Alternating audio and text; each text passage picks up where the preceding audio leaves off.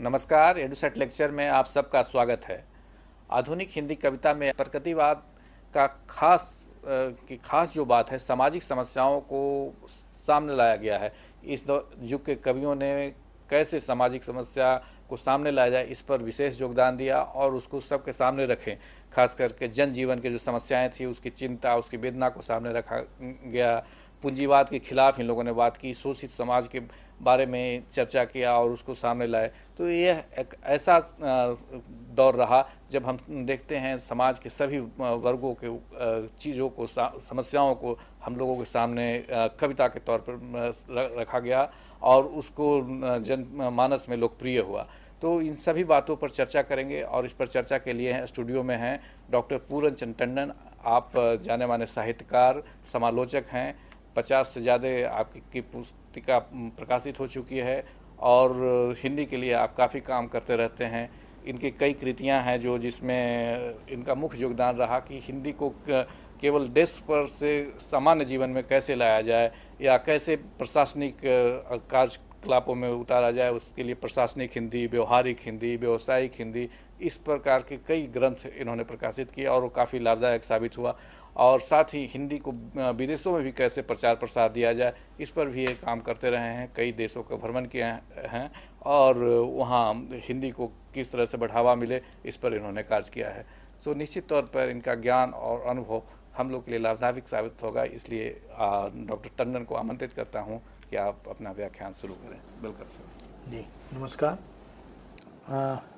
आज हम चर्चा करेंगे आधुनिक हिंदी कविता का वह दौर, वह काव्यधारा जिसको हम प्रगतिवाद के नाम से जानते हैं। ये जो प्रारंभिक काव्य के दौर थे, जिसमें हमने भारतेंदु, द्विवेदी, इन युगों की चर्चा की।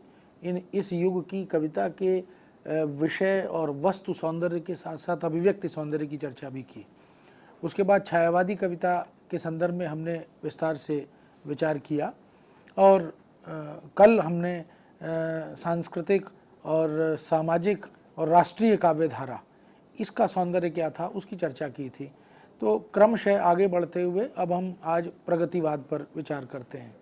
प्रगतिवाद काव्य का एक आंदोलन है और इस आंदोलन का जो प्रेरक दर्शन है वह मार्क्सवाद है। मार्क्सवाद ने शोषक और शोषित के आधार पर समाज को दो वर्गों में विभक्त देखा और जो शोषक वर्ग है उसके विरुद्ध एक आक्रोश का स्वर बुलंद किया।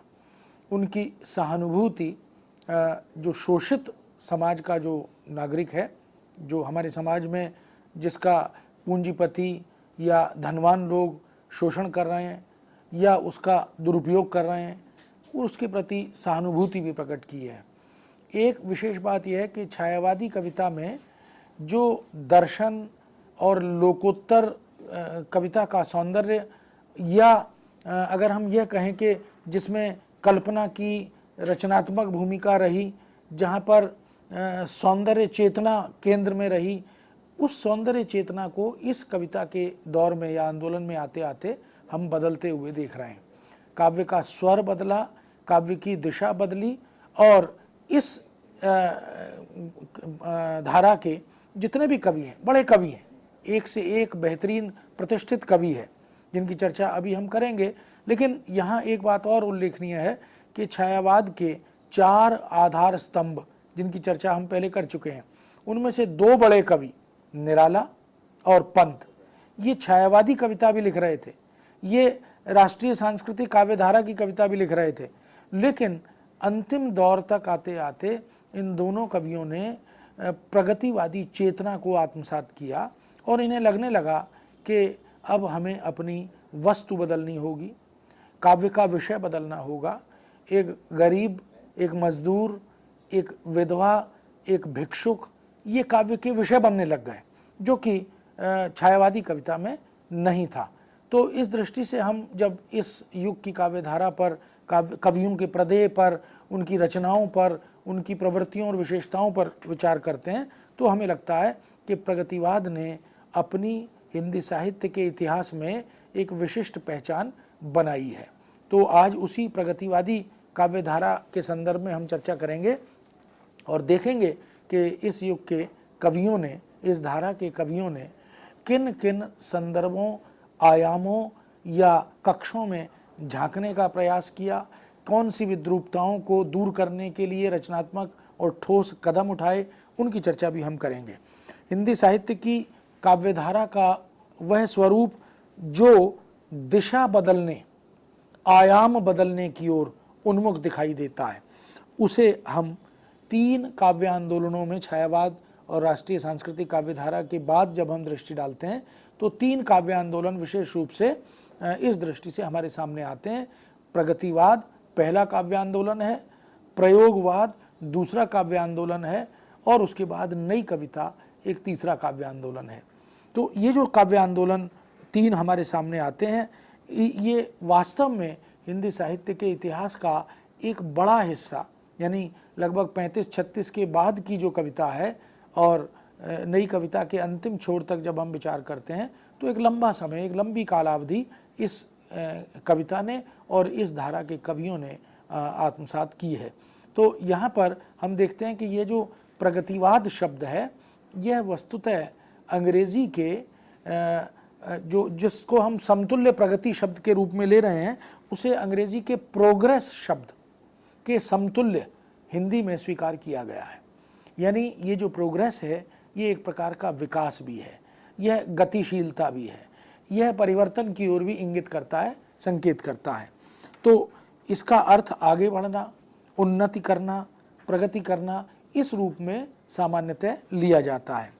इसलिए जो प्रगति और उन्नति में विश्वास रखने वाले कवि थे और एक दर्शन विशेष के सहारे, इनका जो सोचने समझने की दृष्टि थी और दर्शन था, उसके जो प्रेरक स्रोत थे, वह मार्क्सवादी दर्शन और दृष्टि केंद्र में इनके रही है। उस दर्शन विशेष के सहारे ये कवि आगे बढ़ते थे, बढ़ते रहे और प्रगतिशील बने रहना चाहते थे।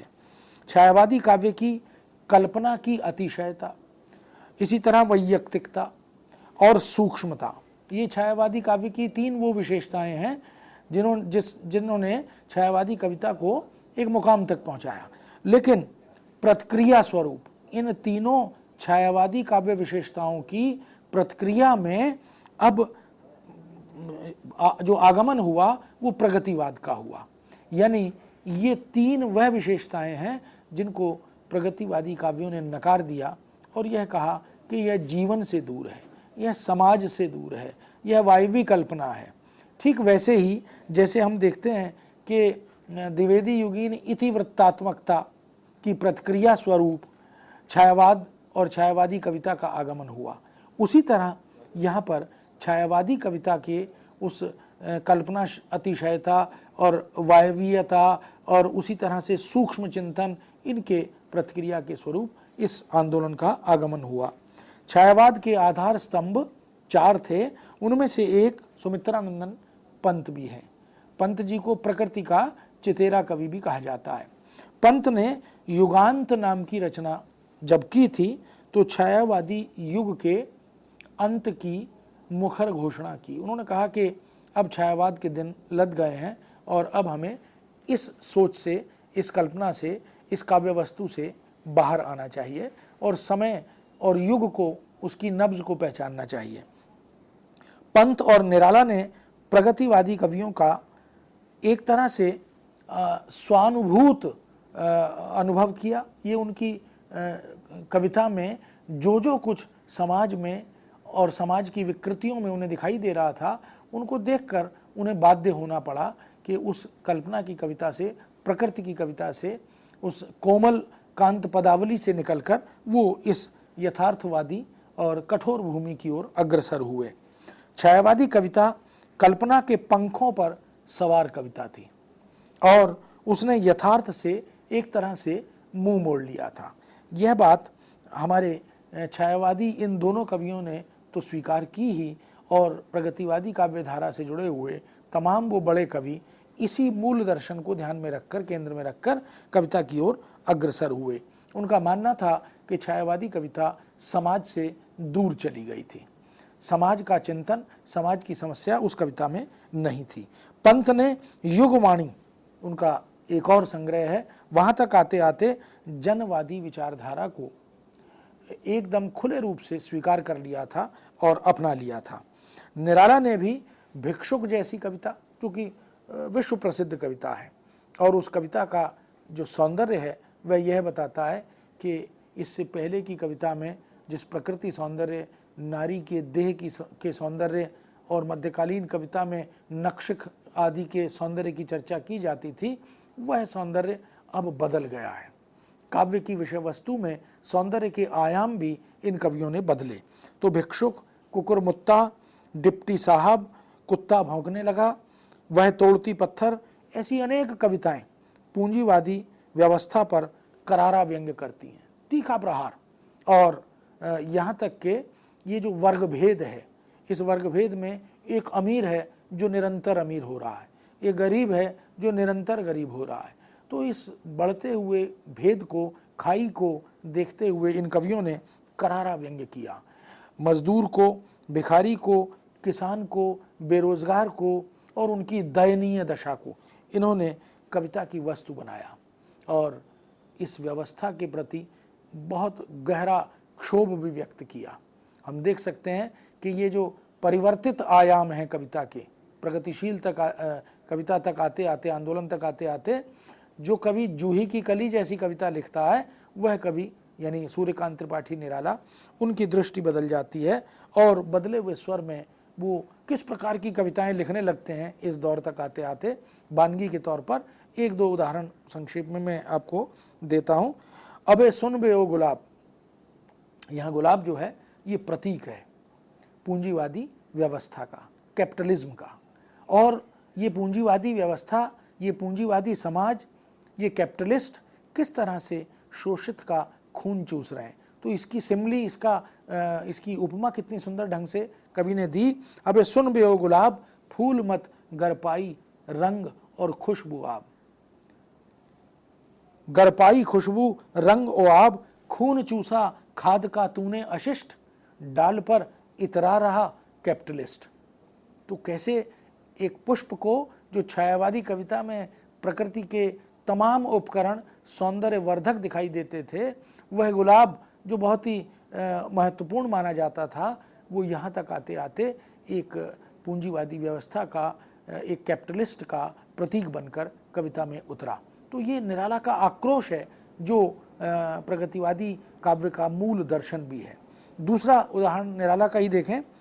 वह आता दो टूक कलेजे को करता, पछताता पथ पर आता। ये भिक्षुक का चित्र निराला ने इस कविता में उतारा है। वह आता दो टूक कलेजे को करता, पछताता पथ पर आता, पेट पीठ मिलकर हैं एक, चल रहा लकुटिया टेक, मुट्ठी भर दाने को भूख मिटाने को, मुंह फटी पुरानी धोती को फैलाता, वह दो टूक कलेजे को करता, पछताता पथ पर आता। कैसे एक पूरा मने पटल पर चित्र कवि बना देता है। इस कविता को पढ़ते हैं तो ऐसा लगता है परिदृश्य दृष्टि के सामने से घूमता चला जा रहा है। यही एक बड़े कवि की, एक महाकवि की निशानी भी है। एक और तीसरी कविता निराला की जो इस बात का प्रमाण है कि निराला छायावाद से बिल्कुल अंतिम दिनों में आते आते दूर चले गए थे और उन्होंने प्रगतिवादी दर्शन को पूरी तरह से अपना लिया था।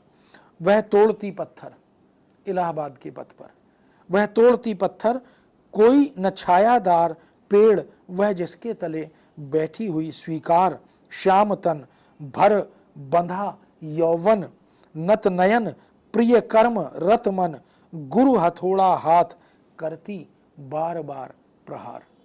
ये तोड़ती पत्थर एक गर्भवती गरीब स्त्री जो मेहनत मशक्कत कर रही है, मजदूरी कर रही है और इस अवस्था में वह पत्थर तोड़ रही है और जिस तरह वो हथौड़ा लेकर उन कठोर पत्थरों पर प्रहार कर रही है, तो ये पत्थरों पर प्रहार नहीं है, निराला इसके माध्यम से पूंजीवादी व्यवस्था पर हथौड़े का प्रहार करना चाहते हैं।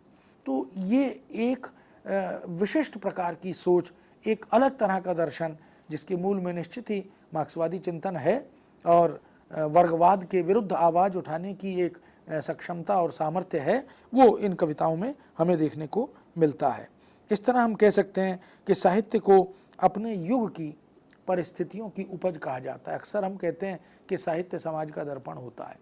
जो कुछ समाज में घट रहा है, जैसी हवा चल रही है, जैसी तमाम तरह की विद्रूपताएं और समस्याएं हमें समाज में दिखाई दे रही हैं, वो कवि मन में आत्मसात करते हुए कविता के शब्दों में ढलनी प्रारंभ हो जाती है। प्रगतिवादी साहित्य भी उस युग की परिस्थितियों की देन है। इसलिए हम कहते हैं कि कवि का जो युगबोध होता है वो बड़ा महत्वपूर्ण होता है। तो ये प्रगतिशील चेतना से प्रेरित और उस चेतना और उस दर्शन से आप्लावित जो कविता है, वह हमें बाध्य करती है सोचने के लिए कि आज हम कैसा समाज चाहते हैं। यह वह समय था जब विश्व पर दूसरे महायुद्ध, द्वितीय महायुद्ध के काले बादल मंडरा रहे थे। हम जानते हैं कि जब विश्व युद्ध होता है, प्रथम विश्व युद्ध की तबाही हम देख चुके थे और दूसरे विश्व युद्ध के दौर के आगमन की कल्पना से हम थरथर कांप रहे थे, भयभीत हो रहे थे। 1936 के आसपास का वह समय था और प्रगतिवादी काव्यधारा मार्क्सवादी दर्शन के आलोक में सामाजिक चेतना और भावबोध को अपना लक्ष्य बनाकर आगे बढ़ रही थी। यानी मार्क्सवादी दर्शन के मूल में जो चेतना थी, समाज के संदर्भ में उसकी जो दृष्टि थी, इन कवियों ने उसे अपनाया। मार्क्सवादी दर्शन सर्वहारा वर्ग की तमाम तरह की समस्याओं से होकर गुजरा और उनके साथ कंधे से कंधा मिलाकर खड़ा हो गया। साम्यवाद की वकालत यह दर्शन अंतिम क्षण तक करता रहा। भारतीय समाज के तत्कालीन जन संकट, संघर्ष, अभाव, गरीबी, बेरोजगारी और उपेक्षा भाव से गुजर रहे उस समाज, उस वर्ग को, जिसका शक्ति प्रदान करने का काम मार्क्सवाद ने या मार्क्सवादी चिंतन धारा ने किया, उस समस्त मूलभूत चेतना को इस धारा के सभी कवियों ने अपनाया। सामंतवाद और पूंजीवाद की विभीषिकाओं को कुचलने का खुला निमंत्रण, खुला आह्वान इन कवियों ने किया। ये चाहते थे कि पूंजीवाद के विरुद्ध जब तक मजदूर, किसान, मशक्कत करने वाला और 2 जून की रोटी के लिए संघर्ष करने वाला वह संघर्षशील व्यक्ति, वह भारतीय नागरिक जब तक खड़ा नहीं होगा, तब तक हम इससे निजात नहीं पा सकते। रूस में प्रतिष्ठित साम्यवाद और पश्चिम के अनेक देशों में फैल रहे मार्क्सवादी दर्शन ने इन सब ने भारतीय बुद्धिजीवियों को, कवि समाज को, लेखक जगत को, आलोचना से जुड़े हुए कर्मियों को प्रभावित किया और सब ने फिर उस दर्शन के परिप्रेक्ष्य में कविता को देखा, गद्य विधाओं को देखा, आलोचना को देखा। भारत में विषम हो रही परिस्थितियों में युवकों का हृदय विशेष रूप से असंतोषग्रस्त था, क्योंकि जब हम आज़ादी के स्वप्न बुन रहे थे तो साथ साथ मन में ऐसी तमाम काल्पनिक उड़ानें भी थीं कि एक अच्छा समय आएगा, हमारे दुख के दिन समाप्त होंगे और हम आत्मनिर्भर हो जाएंगे, हम समृद्ध हो जाएंगे, कोई बेरोजगार नहीं होगा, कोई गरीब और किसान दुखी नहीं होगा, आदि आदि। लेकिन उस असंतोष और विद्रोह की भावना को हम, जो युवा मन के अंदर कसमसा रही थी, इस कविता की वस्तु बनते हुए भी देखते हैं। कवियों ने मनोवैज्ञानिक दृष्टि से उस युवा मन को पढ़ा और उसके बाद उनको भी कविताओं में ढालने का प्रयास किया। प्रगतिवादी विश्वास और स्वरों के लिए देश में एक आधार भूमि इन कवियों ने धीरे धीरे तैयार कर दी।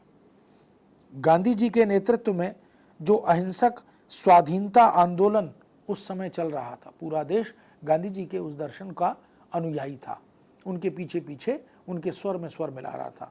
गांधी जी यह लड़ाई अहिंसा से जीतना चाहते थे, लेकिन देश का एक वर्ग, युवा मन, वह जो इस अहिंसक लड़ाई से, संघर्ष से, संग्राम से संतुष्ट नहीं था, वह इसके विरुद्ध जा रहा था। उन्होंने विद्रोही और क्रांतिकारी भावनाओं की पक्षधरता दिखाई। उन्होंने उस अपने भीतर के आक्रोश को व्यक्त करने का प्रयास मुखर होकर किया।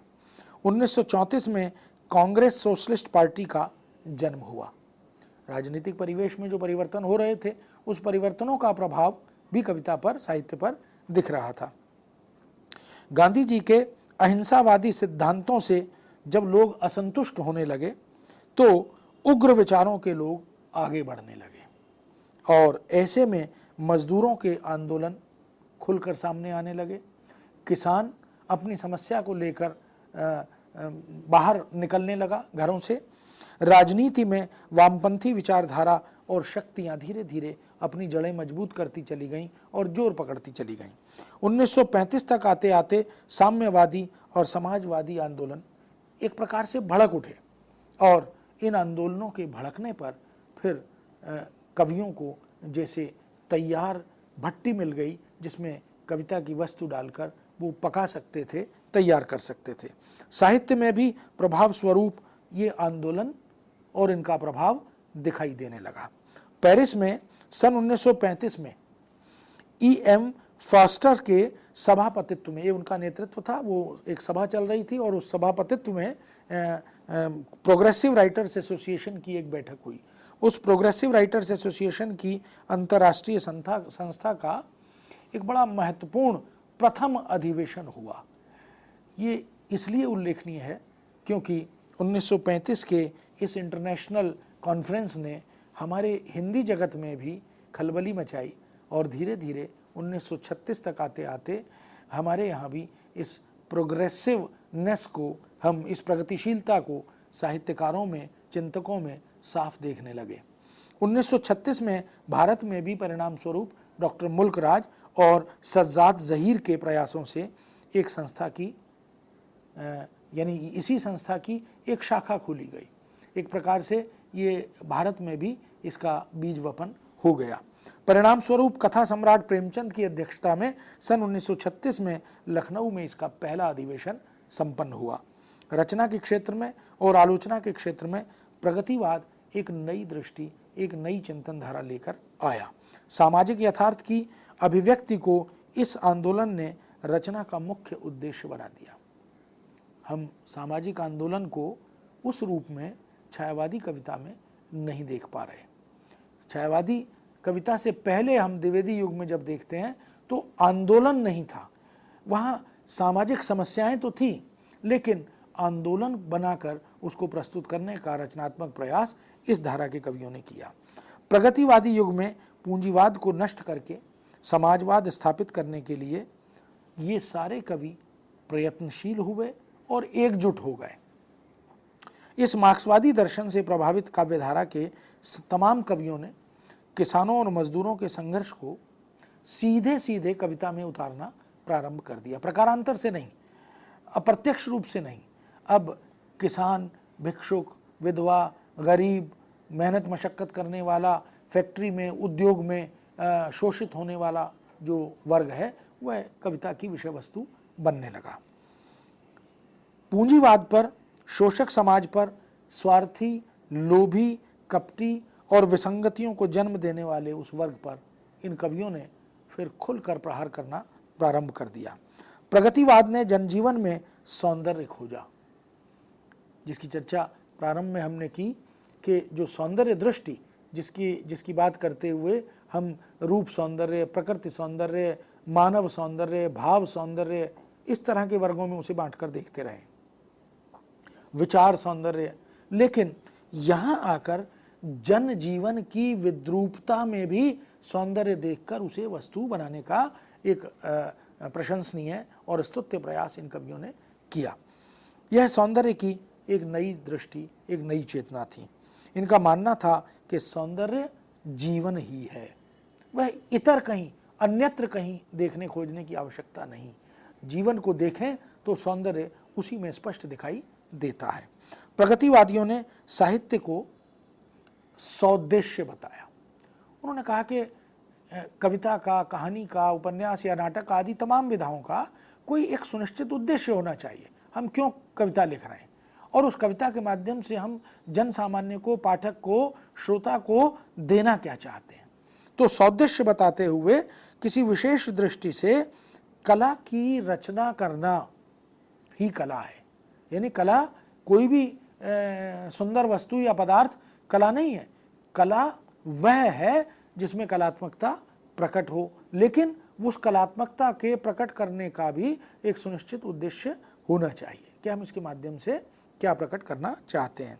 प्रगतिवाद के उद्देश्य पर विचार करते हुए आधुनिक युग के और साहित्य के समालोचक, प्रतिष्ठित कवि जिन्होंने बहुत अच्छी कविताएं भी लिखी, रामदर्श मिश्र हैं, उन्होंने इसको स्पष्ट करते हुए इसके स्वरूप पर विचार किया और वो लिखते हैं कि प्रगतिवाद सामाजिक यथार्थ का इस प्रकार चित्रण करता है कि कुरूप, शोषक, सड़ी गली, विसंगतिग्रस्त शक्तियों का पर्दाफाश हो और नई सामाजिक शक्तियों के संघर्षों, युयुत्सा और आस्था को बल मिले।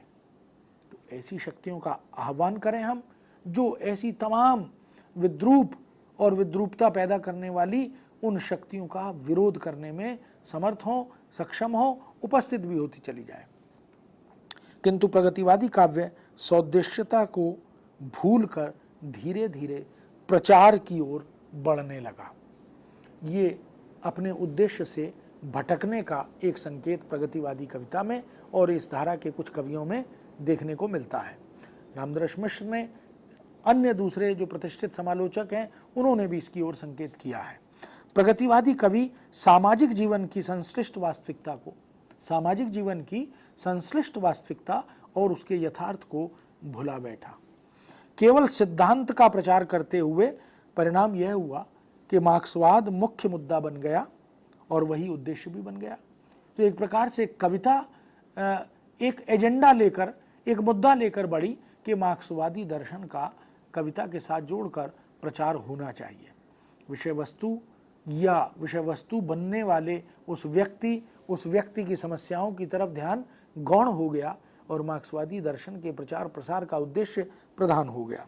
लाल सेना, लाल रूस और फिर लाल चीन का गुणगान कविता में, आलोचना में होने लगा। तो एक वो दौर था जब मार्क्सवादी दर्शन, मार्क्सवादी चिंतन तमाम साहित्य की विधाओं के साथ जुड़ने लगा और लोग उसी के प्रचार प्रसार में जुट गए। तो जो उद्देश्य था उससे भटक गए। जिस जनजीवन से वे संबद्ध नहीं थे उसके गीत गाने लगे, कथनी और करनी में अंतर आने लगा। अनुभव कमजोर पड़ गए और सिद्धांत और फार्मूले प्रधान हो गए। तो जब कविता से अनुभूत सत्य गायब हो जाता है और कृत्रिम फार्मूले और सिद्धांत ओढ़ लिए जाते हैं तो कविता के भावी भविष्य पर प्रश्न चिन्ह लगने लगता है।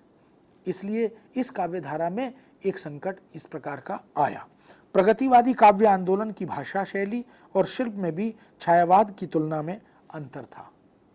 छायावादी सूक्ष्मता, छायावादी कोमलकांत पदावली, संस्कृत निष्ठता और कल्पना की रचनात्मकता, ये तमाम वो बिंदु थे जो छायावादी कविता का सौंदर्य थे, उसकी ताकत थे। लेकिन यहाँ तक आते आते वो बदलने लगा। रामदर्श मिश्र ने इस संदर्भ में भी एक बड़ी अच्छी टिप्पणी की है और उन्होंने लिखा है कि प्रगतिवादी कविता चूंकि सामाजिक जीवन की वास्तविकता को लेकर चली थी, जनता तक पहुंचना और जनता के जीवन को ही प्रकट करना, उसकी बात करना इनका लक्ष्य था। इसीलिए वह छायावाद की वायवी, असामान्य, रेशमी परिधान शालिनी और सूक्ष्म भाषा को छोड़कर सुस्पष्ट, सामान्य, प्रचलित भाषा को अपनाकर आगे बढ़ने लगी। उसके प्रतीक, उसके बिंब, उसके शब्द, मुहावरे, चित्र, सभी कुछ जनजीवन के बीच से लिए गए। ये एक क्रांतिकारी परिवर्तन था कविता के अभिव्यक्ति पक्ष को लेकर, कला और शिल्प को लेकर, भाषा और उसके तेवर को लेकर, बिंब और प्रतीकों के बदलते स्वरूप को लेकर। इस काव्यधारा ने निश्चित रूप से छायावाद से अलग एक नई दिशा, एक नया मार्ग बनाया। इसलिए वह बहुत ही जीवंत भाषा का उदय करती हुई आगे बढ़ी, जिसे जैसे रंगीन कुहासे को तोड़कर विषय यथार्थ धरातल पर उभर उठा हो। रंगीन कुहासा, कल्पना का कुहासा छटने लगा था और यथार्थ की मनोभूमि, यथार्थ की काव्य भूमि तैयार होने लगी थी। इस तरह हम देखते हैं कि इस काव्यधारा में जो परिवर्तन हमें देखने को मिलता है वह प्रगतिवादी काव्यधारा के काव्य के तमाम उपकरणों में, जो भाषिक उपकरण है, अभिव्यक्ति के उपकरण हैं, उनमें भी देखने को मिलता है। और सपाट बयानी यह कविता बनती चली गई। यानी वह जो व्यंजना थी, वह जो लाक्षणिकता थी, जिसके कारण छायावादी कविता की अपनी एक विशिष्ट पहचान थी, वह सब धीरे धीरे गायब होने लगा। आलंकारिकता गायब होने लगी और नकारात्मक पक्ष भी इस कविता में, इसकी अभिव्यक्ति में हमें सपाट बयानी के कारण दिखाई देने लगा। इसकी तरफ भी बहुत सारे आलोचकों ने विचार किया, हमारा ध्यान आकृष्ट किया है। किंतु प्रगतिवाद के आरंभ में भाषा शैली की यह स्पष्टवादिता अतिवादिता तक पहुंच गई और व्याख्यान की भाषा की तरह सपाट हो गई। रामदर्श मिश्र ने बड़ी सपाट बयानी से इस कविता की अभिव्यक्ति की कमजोरियों की ओर भी संकेत किया है। उसमें अभिधा की प्रधानता हो गई, शैली सांकेतिक और चित्रात्मक नहीं रही और उपदेशात्मक बनती चली गई। इस प्रकार काव्य का कलात्मक सौंदर्य जैसा निखरना चाहिए था वैसा निखर नहीं पाया। यह निश्चित रूप से एक स्वीकृति है मिश्र जी ने इस युग के कवियों की अभिव्यक्ति को देखकर, उसमें जो कमियां, जो दोष, जो त्रुटियां धीरे धीरे आने लगी थी, उनकी ओर संकेत भी किया है। इसके बाद जैसे जैसे आंदोलन और सिद्धांत प्रचार का उफान कमजोर होता गया, यह सैद्धांतिक और फार्मूले की प्रचार की जो वृत्ति थी वह धीरे धीरे कम होने लगी और आंदोलन जो है वह धीरे धीरे एक आंदोलन न रहकर काव्य का एक मूल स्वर बनने लगा। वैसे वैसे मार्क्सवादी दृष्टि को साहित्य के संदर्भ में ठीक से समझा और समझाया जाने लगा। एक दौर जो जहाँ से ये कविता प्रारंभ होती है और यहाँ तक आते आते यह समझ में आने लगा कि मार्क्सवाद क्या है, मार्क्सवादी दृष्टि क्या है। साहित्य के परिप्रेक्ष्य में वह दृष्टि, वह कवि मन क्या कहना चाहता है, किस ओर ले जाना चाहता है, यह बात भी स्पष्ट की गई। इस तरह हिंदी काव्यधारा के विकास में हम देख सकते हैं मार्क्सवादी चिंतन और प्रगतिवादी आंदोलन ने इस पूरी काव्यधारा को एक नई दिशा दी, एक नया तेवर दिया, एक नया आयाम भी दिया। महत्वपूर्ण बात है कि प्रगतिशील जिस प्रगति को लेकर चले थे और जिस छायावादी कविता के प्रतिक्रिया स्वरूप उसके विरोध और विद्रोह में इन्होंने समाज की तमाम उन विद्रूप स्थितियों को कविता की वस्तु बनाया था, इस दौर में आकर वह स्पष्ट होने लगी और अपने मंतव्य को पाठक तक और हिंदी जगत तक पहुंचाने लगी। इस धारा के यदि प्रमुख कवियों पर एक दृष्टि डालें तो जैसा पहले प्रारंभ में मैंने कहा कि छायावादी काव्य के जो 4 स्तंभ हैं उनमें से 2 स्तंभ निराला और पंत भी हैं। प्रसाद के अतिरिक्त, महादेवी के अतिरिक्त ये 2 बड़े कवि, विश्व कवि हैं। इनका चिंतन, इनकी सोच यहाँ तक आते आते प्रगतिवादी, प्रगतिशीलता से प्रभावित और प्रेरित साफ दिखाई देने लगी। इसके अतिरिक्त केदारनाथ अग्रवाल, रामविलास शर्मा, नागार्जुन, शिव मंगल सिंह सुमन, त्रिलोचन शास्त्री, मुक्तिबोध, रांगे राघव, नरेंद्र शर्मा, रामेश्वर शुक्ल अंचल, गिरिजा कुमार माथुर और भारत भूषण अग्रवाल जैसे बहुत सारे कवि हैं। ये सब वो कवि हैं जो वस्तुतः अपनी कविता के कारण, अपनी भाषा के कारण, अपनी विषय वस्तु के कारण और अपनी दृष्टि के कारण हिंदी साहित्य में अपना विशिष्ट स्थान बनाए हुए हैं। इन सब ने इस प्रगतिशीलता को अपनाया और फिर अपनी कविता के माध्यम से इस दर्शन का प्रचार किया, प्रसार किया। प्रगतिवादी काव्य की प्रमुख प्रवृत्तियों पर भी एक दृष्टि हमें डालनी चाहिए।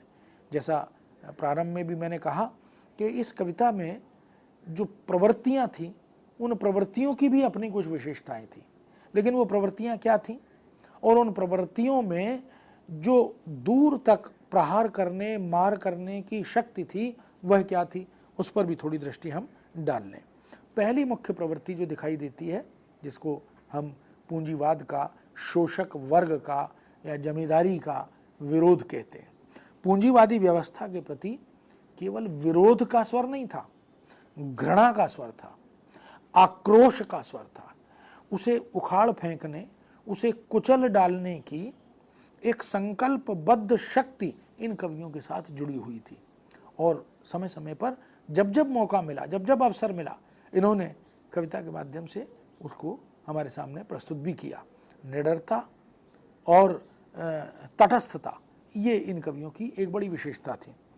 पेट काट कर महल बना है दुनिया के मजदूरों का।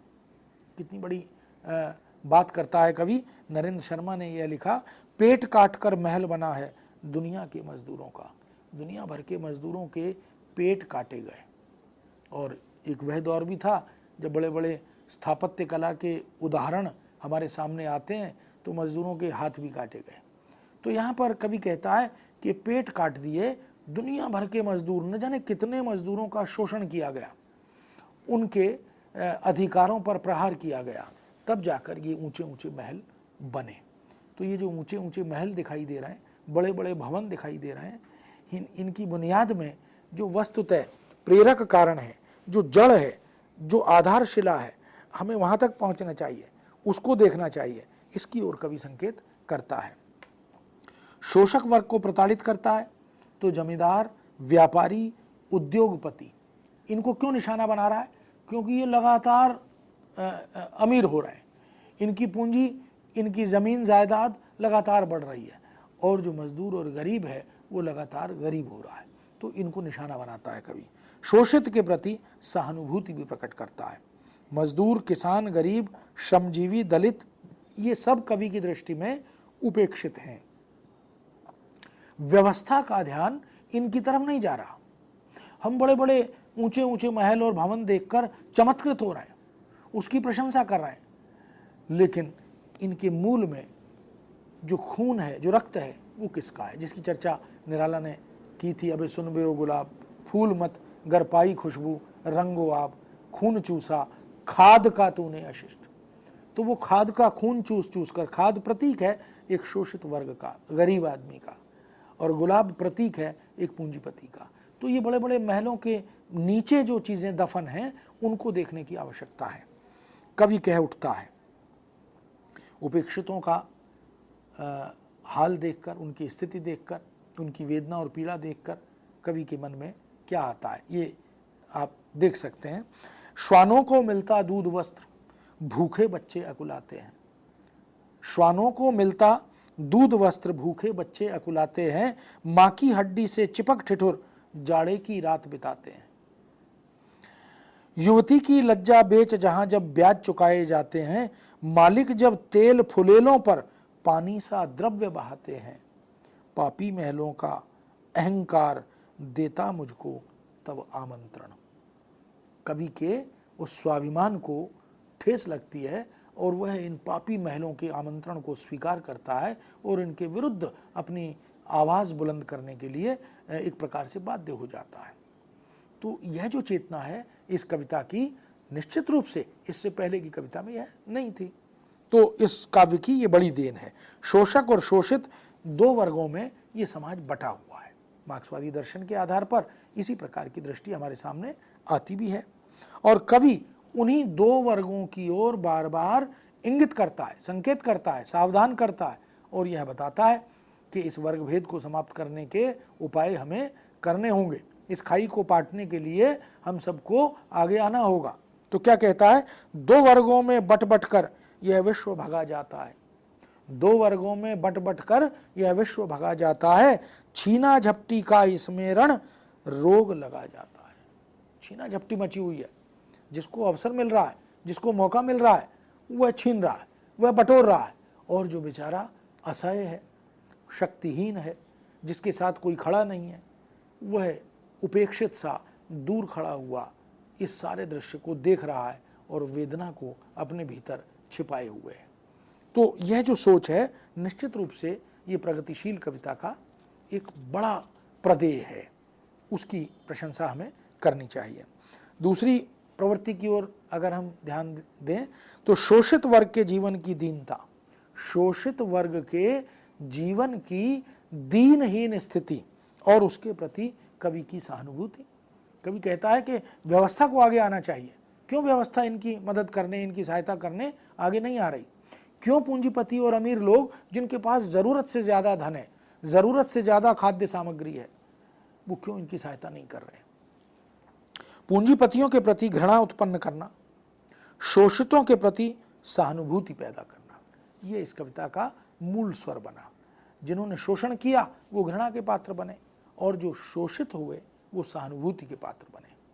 इसी तरह कवि रामेश्वर शुक्ल अंचल ने बहुत ही सुंदर पंक्तियां लिखी। वो लिखते हैं, वह नस्ल जिसे मानव कहते कीड़े से आज गई बीती। वह नस्ल जिसे मानव कहते कीड़ों से आज गई बीती। बुझ जाती तो आश्चर्य न था, हैरत है तो कैसे जीती। ये कैसे जी रही है? जिस नस्ल की, जिस वर्ग की स्थिति कीड़े मकोड़ों जैसी है, जो पाँव में रोज कुचले जा रहे हैं, रोंदे जा रहे हैं, ये फिर भी जी रहे हैं। ये कैसी अदम्य जीवनी शक्ति इनके पास है, ये कैसे जी रहे हैं? कवि को आश्चर्य है। इसलिए आगे चलकर वही अंचल जी फिर कहते हैं, और यही परिवार खड़ा है भूखे शिशु अकुलाती माता। और यही परिवार खड़ा है भूखे शिशु अकुलाती माता, बच्चे से जिसको केवल पैदा करने का है नाता। केवल बच्चों को जन्म देना यही स्त्री का धर्म रह गया था। उस स्त्री की वेदना को, उसके अधिकार को, उसकी पीड़ा को, उसके सामाजिक रूप और स्वरूप को देखने की फुर्सत किसी के पास नहीं थी। तो क्या वह बच्चे पैदा करने की मशीन मात्र है? क्या इतना ही सरोकार उसका है? यह चिंता कवि के मन में है, क्योंकि उस समय के समाज में ऐसा देखा जा रहा था। तीसरी प्रवृत्ति की ओर बढ़ते हैं, समकालीन समस्याओं का यथार्थ चित्रण। उस समय समस्याएं बहुत थी। हम क्योंकि आज़ादी की ओर बढ़ रहे थे, ये 36, 37, 38 का दौर है जब कवियों ने इस तरह की कविताएं लिखनी प्रारंभ की थी, और आज़ादी अभी हमें प्राप्त होने ही वाली थी, जो क्योंकि हम कल्पना कर सकते हैं कि 1947 में हम आज़ाद हुए, और उससे पहले की ये जो कविता की यात्रा है। बंगाल का अकाल, उस समय का जो परिवेश था, उस समय की जो मानसिकता थी, समकालीन विद्रूपताएं थीं और प्राकृतिक आपदाएं थीं, उनकी ओर भी संकेत कवि करता है, उनसे प्रभावित भी होता है। उस नियतिवाद, उस भाग्यवाद के विरुद्ध भी स्वर बुलंद करता है कि हम भगवान भरोसे कब तक बैठे रहेंगे। तो कहता है, बंगाल का अकाल, भारत पाक विभाजन, कश्मीर समस्या, गांधी जी की मृत्यु, हिरोशिमा की बर्बादी और कोरिया का युद्ध, ये बड़ी वैश्विक स्तर पर घटने वाली घटना है जिसने पूरे विश्व को उद्वेलित किया और सोचने के लिए बाध्य किया कि मनुष्य की औकात क्या है। वह मनुष्य जो अपनी भवनों पर, अपने धन पर, अपनी शक्ति पर इठलाता है, वो इन तमाम आपदाओं विपदाओं के सामने क्या हो जाता है उसका, और उसका स्वरूप क्या होता है। जब मनुष्य मनुष्य का शत्रु बन जाता है, जब वह परमाणु आक्रमण करने लगता है, तो पूरी मानव जाति का विनाश करने का संकल्प उसके पास होता है। ऐसा क्यों होता है? तो ये कवि की वेदना है। सामाजिक समस्याओं की ओर भी कवि ने ध्यान दिया। इन कवियों ने बाकायदा भुखमरी, गरीबी, बाढ़, बेरोजगारी, टैक्स से पीड़ित थे लोग, अकाल और निरंतर बढ़ती हुई महंगाई, इन सब के प्रति भी कवि ने चिंता व्यक्त की और जागरूक किया। बाप जब बेटे को बेच रहा हो तो अनुमान लगाया जा सकता है कि उस समाज में ये असमानता, यह गरीबी और मनुष्य को मनुष्य न रहने देने के लिए बाध्य करने वाली वह स्थितियां क्या होंगी। बाप जब बेटे को बेच रहा है गरीबी के कारण, तो कवि केदारनाथ अग्रवाल क्या लिखते हैं, बाप बेटा बेचता है भूख से बेहाल होकर, धर्म धीरज प्राण खोकर, हो रही अनीति बर्बर राष्ट्र सारा देखता है। बाप बेटा बेचता है, पिता अपने बेटे को बेच रहा है और राष्ट्र खामोश देख रहा है। ये कैसी विकट स्थिति हमारे देश के सामने, हमारे समाज के सामने आ गई थी। कवियों ने ऐसी तमाम स्थितियों का जायजा लिया, उनके प्रति बाकायदा खबर ली और समर्पित हुआ। इसी तरह गांधी जी के निधन पर ये कवि जो भी राजनीतिक दृष्टि से, सामाजिक दृष्टि से, सांस्कृतिक दृष्टि से, आर्थिक दृष्टि से समाज में जो परिवर्तन हो रहे थे, जो घटनाएं घट रही थी, उन सब के प्रति ये कवि जागरूक था, चिंतनशील था। और गांधी जी, जिनको हम राष्ट्रपिता कहते हैं, जो हमारे राष्ट्र के नायक थे, जब उनकी हत्या हुई तो उस निधन पर नागार्जुन ने लिखा, बापू मरे, अनाथ हो गई भारत माता, अब क्या होगा। अब एक प्रकार की निराशा व्याप गई थी पूरे देश में कि जो आज़ादी की इस लड़ाई से खींचता खींचता अहिंसा के इस संघर्ष से आज़ादी के द्वार पर लाकर पहुंचा रहा है, वही नहीं रहा, तो अब भारत का भविष्य क्या होगा, भारत माता का क्या होगा। आगे कहते हैं, जिस बर्बर ने कल तुम्हारा खून पिया, वह नहीं मराठा हिंदू है, वह प्रहरी है स्थिर स्वार्थों का, वह मानवता का महाशत्रु हम समझ गए। जिसने मारा है वो उसकी कोई जात नहीं है, उसका कोई राज्य नहीं है, वह हिंदू या मुसलमान नहीं है, वह तो स्वार्थ की राजनीति है। उसकी जाति तो स्वार्थ की जाति है और उसकी जाति तो मनुष्यता, मानवता की शत्रुता की जाति है। तो ये कवि की जो वेदना है गांधी जी के निधन पर, वह किस तरह से रुद्न करता है। ये केवल नागार्जुन नहीं, अनेक कवियों ने गांधी जी पर उस समय लघु काव्य भी लिखे और बृहत काव्य भी लिखे, कविताएं भी लिखी।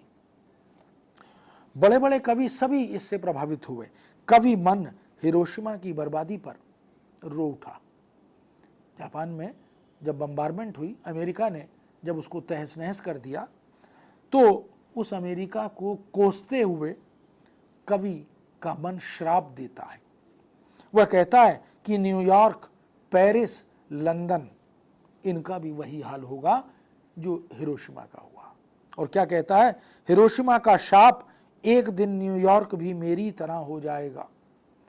हिरोशिमा का श्राप, एक दिन न्यूयॉर्क भी मेरी तरह हो जाएगा। जिसने मिटाया है मुझे, वह भी मिटाया जाएगा। देख लो लंदन मुझे, पेरिस मुझे, तुम देख लो, है सभी के भाग्य में इस भांति ही मिटना लिखा। ये तो शुरुआत है।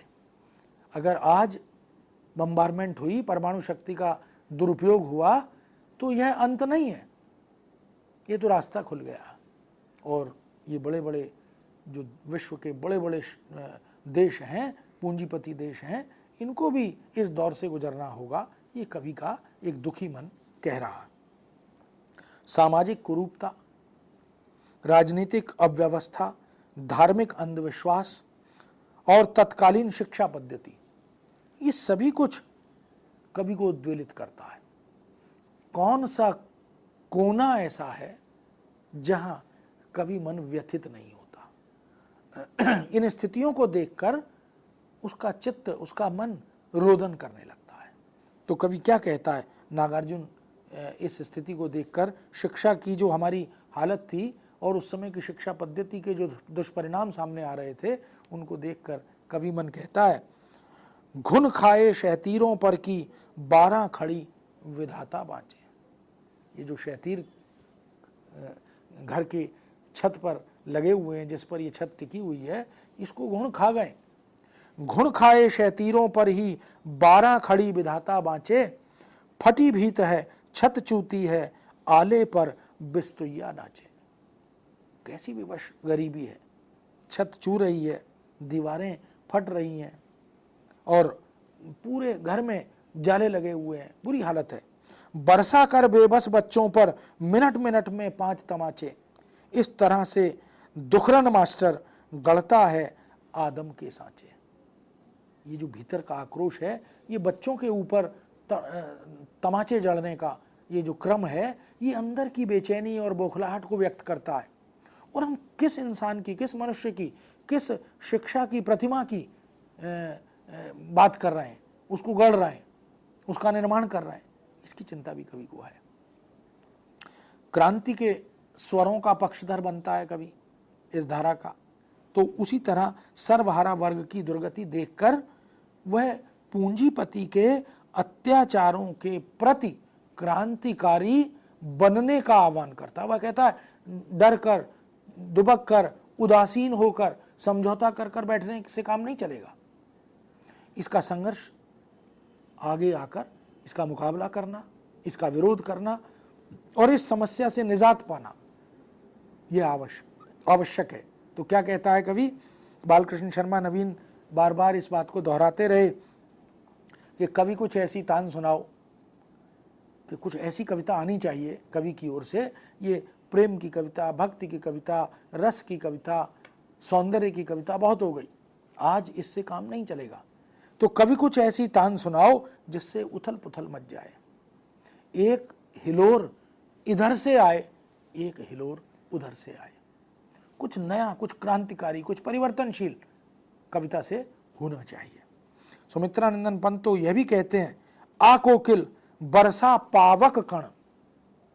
वह सुमित्रानंदन पंत जिनकी कविता में कोयल मधुर वाणी गाती थी और मदमस्त कर देती थी, आज वो कह रहे हैं कि नहीं, वह मीठे वचनों वाली वाणी, वह प्रेम को उद्दीप्त करने वाली मधुर स्वर लहरियां अब नहीं चाहिए। आ कोकिल बरसा पावक कण, आग की स्फुल्लिंग और उनके कण बरसाने का आह्वान करते हैं। नष्ट भ्रष्ट हो जीर्ण पुरातन, ये जो जीर्ण शीर्ण पुरातन हमारी परंपराएं हैं, इनको नष्ट करने का आह्वान वह कोयल से करते हैं कि ऐसा स्वर सुनाओ कि जागृति आ जाए, जागरण आ जाए। पंत तो यहाँ तक कहते हैं कि यहाँ तक आते आते जब वो कोयल के इस बदलते स्वरूप की बात करते हैं, आकांक्षा अपेक्षा करते हैं, तो लगता है स्पष्ट कि ये वो छायावादी कवि पंत हैं भी या नहीं। कोयल अब प्रणय निवेदन उनकी कविता में नहीं करती, और अगर करती होती तो उन्हें अवश्य भाती, लेकिन ऐसा नहीं हुआ। रामविलास शर्मा भी इस धारा के एक सशक्त कवि रहे। उन्होंने भी अपने प्रारंभिक जो उनका जो कवि काल था, बहुत प्रतिष्ठित समालोचक हैं, बहुत अच्छे सुविचारित चिंतक भी हैं, लेकिन उनकी कविताओं में भी हमें वो आक्रोश, वो रोष, वो विद्रोह देखने को मिलता है।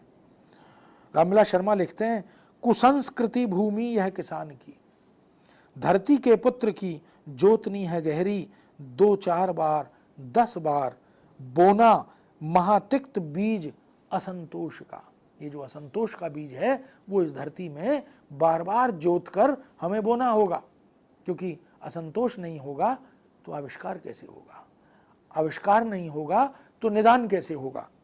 काटनी है नए साल फागुन में फसल जो क्रांति की, आने वाले वर्षों में हम क्रांति की फसल काटना चाहते हैं, और उसके लिए असंतोष के बीज इस भूमि में बोना अत्यंत आवश्यक है। यह चिंता वह करते चलते हैं।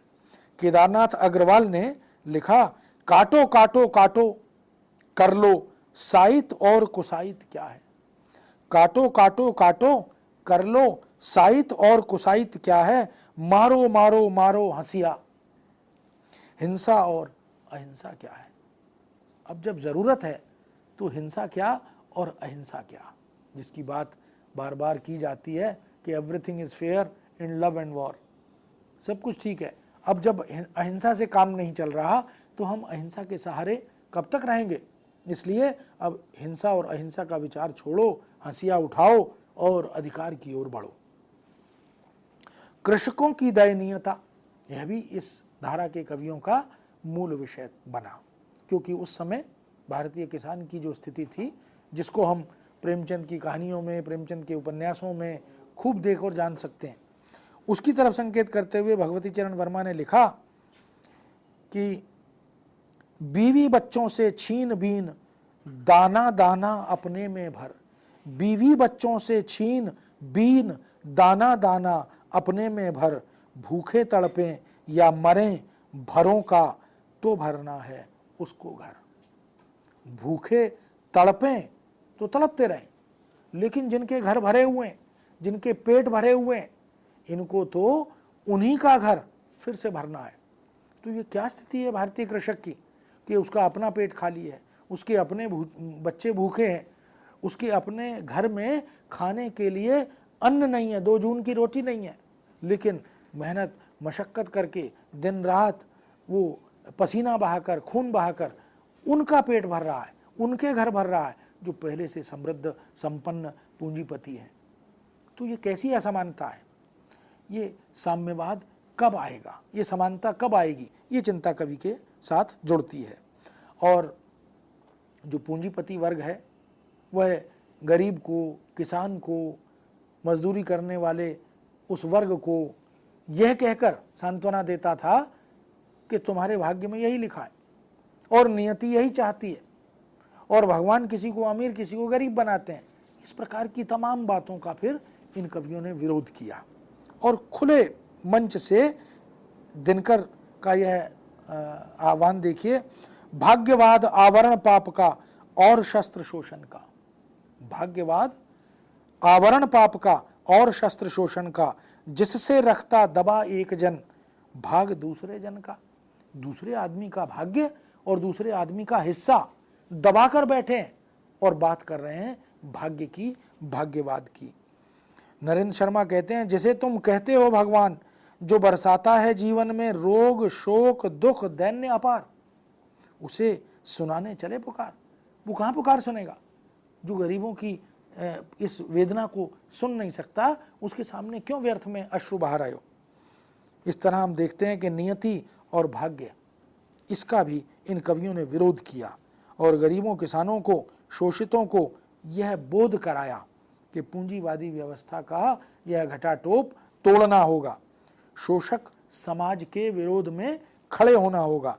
त्रिलोचन शास्त्री इस व्यवस्था पर प्रहार करते हुए कहते हैं, पूंजीवाद ने महत्व नष्ट कर दिया सभी का, जीवन का, जन का, समाज का और कला का। बिन पूंजीवाद को मिटाए किसी तरह भी यह जीवन स्वस्थ नहीं हो सकता। ज्ञान विज्ञान से किसी प्रकार कोई कल्याण नहीं हो सकता। हम बात तो ज्ञान विज्ञान की कर रहे हैं, हम चांद पर जाने की कल्पना कर रहे हैं, लेकिन ये गरीबों की स्थिति की ओर हमारा ध्यान नहीं है। भूखे नंगों के शरीर पर कपड़े होने चाहिए, इसकी चिंता हमें नहीं है। केदारनाथ अग्रवाल कहते हैं, थैली शाहों की गोदी में, लक्ष्मी के गलहार में, सोना चांदी के खनखन में, काले चोर बाजार में, रक्षा के कानून बनाए शोषक के उपकार में, राज करो जी दिल्ली के दरबार में, शान धरो जी अपनी राज कटार में। ये जो राज कटार है जो लगातार गरीबों को काट रही है, इसमें शान लगाओ, इसमें धार लगाओ और बाकी चिंता छोड़ दो। तो इस तरह हम देखते हैं कि इस कविता में जो प्रगतिवादी कविता है, वस्तुतः बहुत सारे सामाजिक विद्रूपताओं के उन रूपों को, स्वरूपों को हमारे सामने उकेरा गया। नई विषय वस्तु, नए प्रतीक, नए उपमान, नया शब्द विधान, नई परिकल्पना, नई भाषा शैली, नए मुहावरे, नए उद्बोधन और नई व्यंग्य शैली आदि, ये सब इस कविता की एक पहचान बनते हैं और इसने हिंदी साहित्य को, हिंदी काव्य धारा को निश्चित रूप से संपन्न और समृद्ध बनाया है। ओके, सो मित्रों, इन्हीं शब्दों के साथ आज के व्याख्यान को यहीं विराम देते हैं और कल हम लोग प्रयोगवाद और नई कविता के ऊपर चर्चा करेंगे। आप सबको धन्यवाद और आपकी ओर से डॉक्टर पूरन चंद टंडन साहब को बहुत बहुत धन्यवाद। Thank you.